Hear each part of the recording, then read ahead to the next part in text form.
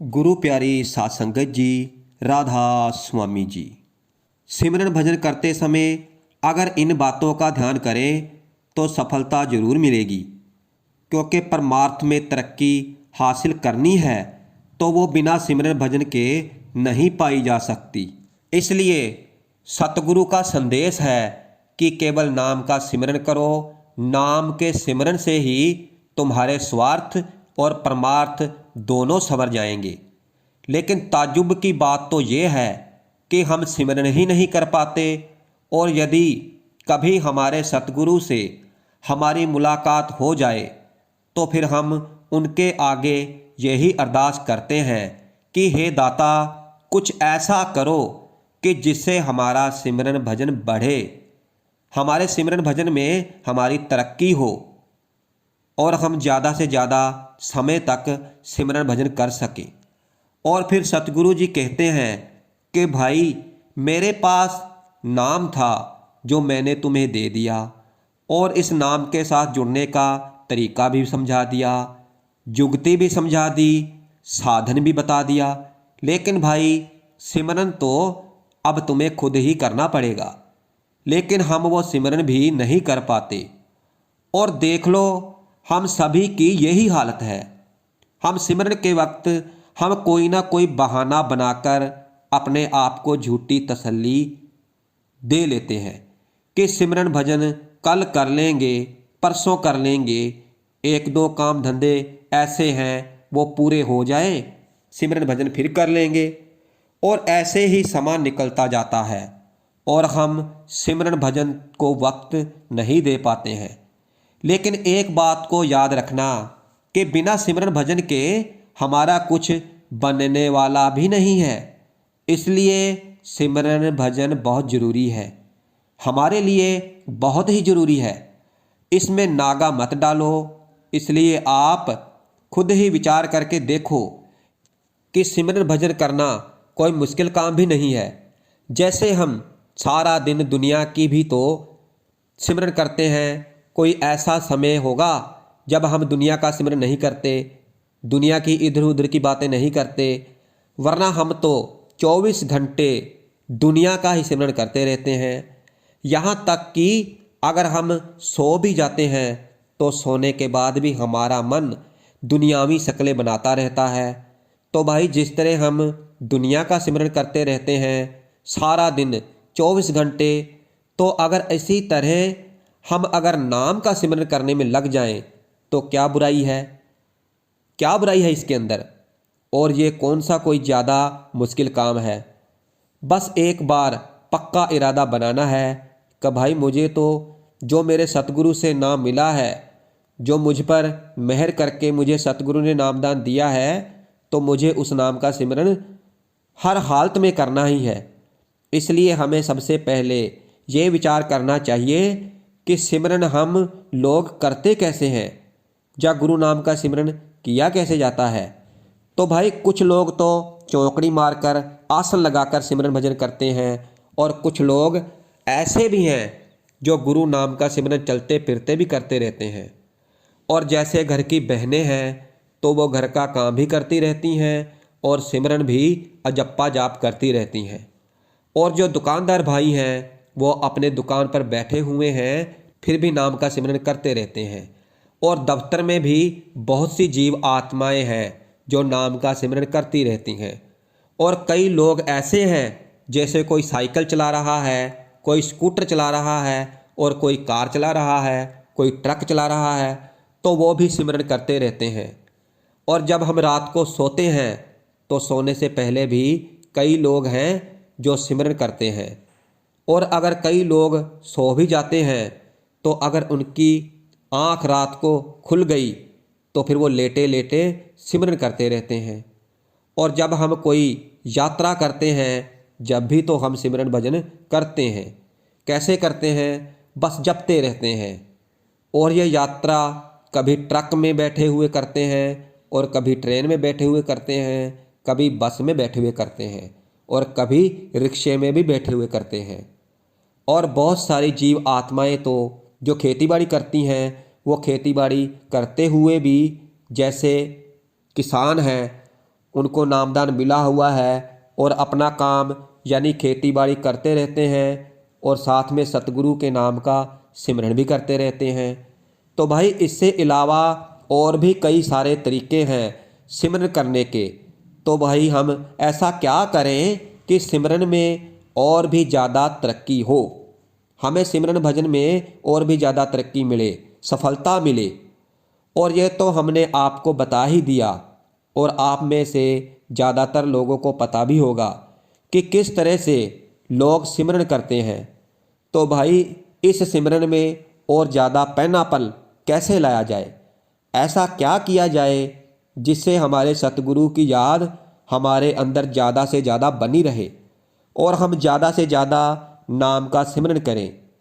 इसलिए हमें इस बात को हमेशा याद रखना चाहिए कि बिना सिमरन भजन के संत मार्ग पर कुछ बनने वाला नहीं है।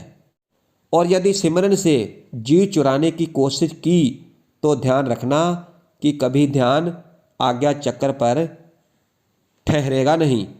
और बहुत से लोग पूछते हैं कि आज्ञा चक्र किसे कहते हैं। तो भाई आज्ञा चक्र वो स्थान होता है जहाँ पर औरतें बिंदी लगाती हैं, या जिसको लोग शिव नेत्र कहते हैं, दोनों आँखों के बीच वाला स्थान जिसे माथा भी कहते हैं। तो इस स्थान को आज्ञा चक्र कहा जाता है। तो भाई बिना सिमरन के तो हमारी जो आत्मा है वो कभी नहीं ठहरेगी। इस बात का ध्यान रखना, जब हमारा सिमरन पक जाता है और जब उसके अंदर एक दृढ़ता आ जाती है और वो वहाँ ठहरा रहता है, तभी तो आत्मा जो है यहाँ पर ठहरती है और सबसे पहले उसे यहाँ से ही शब्द धुन सुनाई देती है। और फिर आगे के जो भी परमात्मा की प्राप्ति के साधन हैं वो सिमरन के द्वारा ही पाए जाते हैं और वो आज्ञा चक्कर से ही शुरू होते हैं। इसलिए सिमरन बहुत ज़रूरी है। तो भाई हम आपसे यही कहेंगे कि सिमरन करते समय हम जो बातें आपसे बता रहे हैं तो उन बातों को बड़े ही ध्यान से सुनना।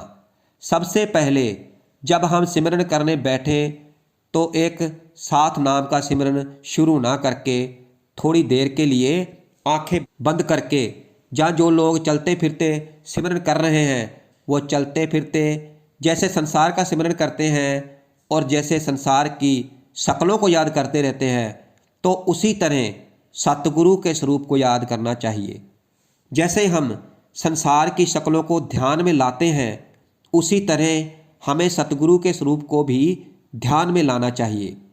और जब सतगुरु को याद करोगे तो फिर देखना सतगुरु का स्वरूप आपके सामने आ जाएगा। जैसे हम किसी भी चीज़ का ध्यान करते हैं तो उसकी शक्ल हमारे सामने आ जाती है, उसी तरह जब हम सतगुरु को याद करेंगे तो हमारे सतगुरु का स्वरूप हमारे सामने आ जाएगा। इसलिए जब हम सिमरन करने बैठें तो सबसे पहले सतगुरु की याद को अंदर लाएं, जिससे हमारे मन में सतगुरु का स्वरूप आ जाए। सतगुरु का स्वरूप आने से क्या फ़ायदा होगा? सतगुरु का स्वरूप आने से ये फ़ायदा होगा कि हम सिमरन में आलस नहीं करेंगे।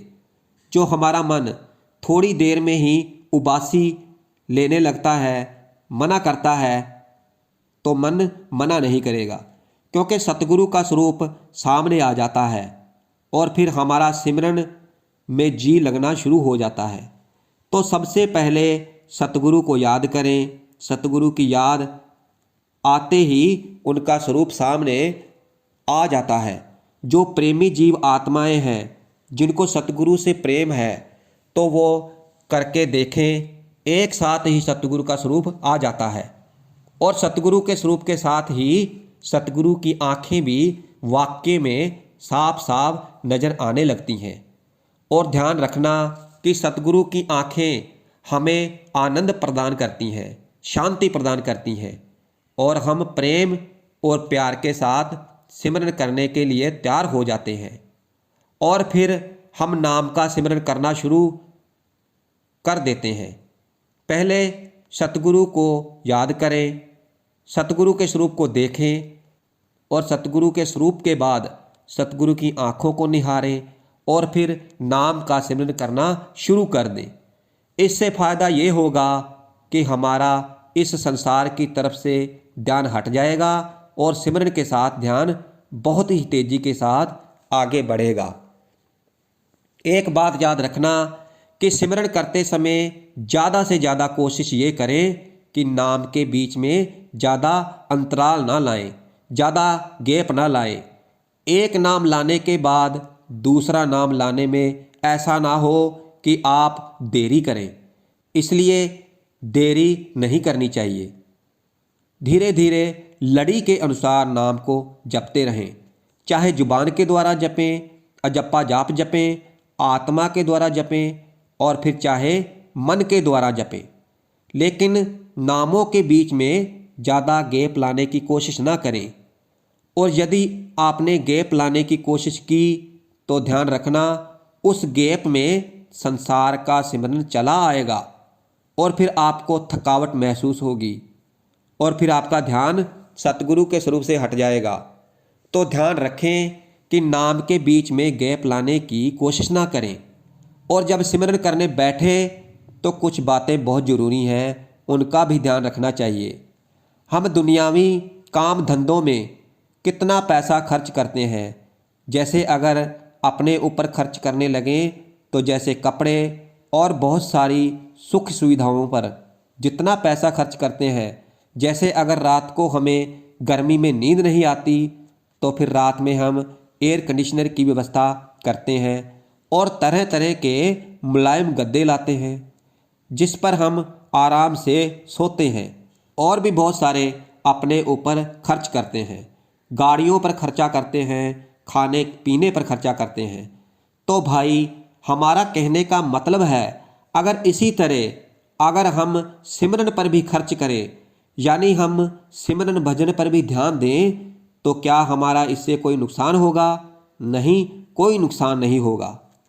और हम कर भी सकते हैं और भी बड़े ही आराम से।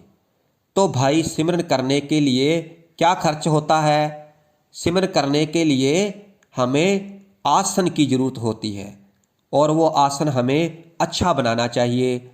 बहुत से लोग इन बातों पर ध्यान नहीं देते हैं, जहाँ से वो उठते हैं और वहीं बैठ जाते हैं और फिर क्या होता है कि उनकी कमर झुक जाती है, आंखें बंद हो जाती हैं और वो सो जाते हैं और फिर सिमरन नहीं कर पाते, क्योंकि बैठने का स्थान उनका प्रॉपर नहीं है। इसलिए यदि भाई हम थोड़ा सा आसन पर खर्च कर दें तो इससे हमारा कुछ बिगड़ेगा नहीं। और तरह के आजकल आसन आ रहे हैं। बहुत से लोग रुई का आसन बना लेते हैं और कुछ लोग फोम का आसन बना लेते हैं और कोई किसी और तरह का आसन बना लेते हैं। और आजकल स्टील के आसन आ रहे हैं जिस पर आप बैठ जाएं, काफ़ी अच्छी गद्दी लगाई हुई है, उस पर थकावट महसूस नहीं होती। और जो लोग चौकड़ी मारकर सिमरन करते हैं तो वो लोग बड़ी ही आसानी के साथ इस आसन पर बैठ सकते हैं और पीछे उस पर रोक लगाने की जगह भी होती है, जिससे हमारी कमर को आराम मिलता है और इससे हमारी गर्दन भी सीधी रहती है और इससे हम ज़्यादा से ज़्यादा देर तक बैठकर नाम का सिमरन करते हैं, भजन सिमरन करते हैं। हमें आलस नहीं आता, हमारी गर्दन नहीं झुकती और वाकई में ही इससे बहुत फ़ायदे हैं। आप करके देख लो, हम गलत नहीं कह रहे हैं और वाकई में ही ये एक्सपीरियंस की हुई बात है। इसीलिए हम आपके सामने आपको समझाने की कोशिश कर रहे हैं। इसलिए अच्छा आसन बनाएं, आरामदायक आसन बनाएं और आसन पर बैठने से पहले तरोताज़ा होकर बैठें। तरोताज़ा होने का मतलब है कि अच्छी तरह से अपने हाथों को धो लें, अच्छी तरह से अपने मुंह को ठंडे पानी से धोएं और फिर चाहे सर्द रुत है तो भी आप अपनी आँखों पर जल के छींटे मारें ताकि आपको सुस्ती ना आए, आपकी सुस्ती दूर हो जाए। और जब आप सिमरन करने बैठो तो नाम से पहले सतगुरु के स्वरूप के बारे में सोचो और जब सतगुरु का स्वरूप आ जाए तो फिर सतगुरु की आंखें आपको स्पष्ट दिखाई देने लगेंगी। फिर नाम का सिमरन आप शुरू कर दें। और बहनें भी सिमरन करती हैं घर का काम करते हुए भी, तो फिर उन्हें भी चाहिए कि वो भी सतगुरु के स्वरूप के बारे में जरूर सोचें। और जब वो सोचेंगी तो उनको लगेगा कि सतगुरु उनके अंग संग ही हैं। इसलिए बड़े ही प्रेम और प्यार के साथ ये सब करना चाहिए। और अगर इस तरह से सिमरन भजन करोगे तो फिर आपको बहुत ज़्यादा आनंद आएगा। आपका मन भी करेगा कि सिमरन भजन करें और आपका सिमरन भी बढ़ेगा और आपको तरक्की भी मिलेगी। और जब तरक्की मिलेगी तो तभी हम परमार्थ की राह पर ज़्यादा से ज़्यादा चल सकेंगे और फिर कुछ हमारा बन भी जाएगा। नहीं तो भाई इस 84 के चक्कर में ज़िंदगी भर फंसे ही रहेंगे। बार बार जन्म लेना पड़ेगा, बार बार मरना पड़ेगा। और फिर जब भी इस दुनिया में आएंगे तो नए कर्म बनाएंगे और फिर उन कर्मों का हिसाब देने के लिए हमें फिर जन्म लेना पड़ेगा और हमें फिर मरना पड़ेगा। तो इसलिए भाई हमारे सतगुरु ने हम पर दया मेहर करके, हम पर कृपा कर कर हमको नामदान की बख्शिश की है। तो हमें उनके समझाए गए तरीके के अनुसार, उनकी बताई गई युक्ति के अनुसार बैठकर सिमरन भजन करना चाहिए और सिमरन भजन करके अपने आप को इस संसार रूपी माया जाल से आज़ाद कर लेना चाहिए और अपने असली घर में उस सचखंड में पहुंच जाना चाहिए। और यही हमारे सतगुरु चाहते हैं, क्योंकि सतगुरु हमारे लिए ही इस दुनिया में आए हैं कि हमें इस 84 लाख जिया जून के जेल खाने से आज़ाद करके ले जाएं। तो भाई हमें अपने सतगुरु का कहना मानना ही होगा और उनके बताए गए रास्ते पर चल के उनके साथ हमें अपने असली घर सचखंड में पहुंचना ही है।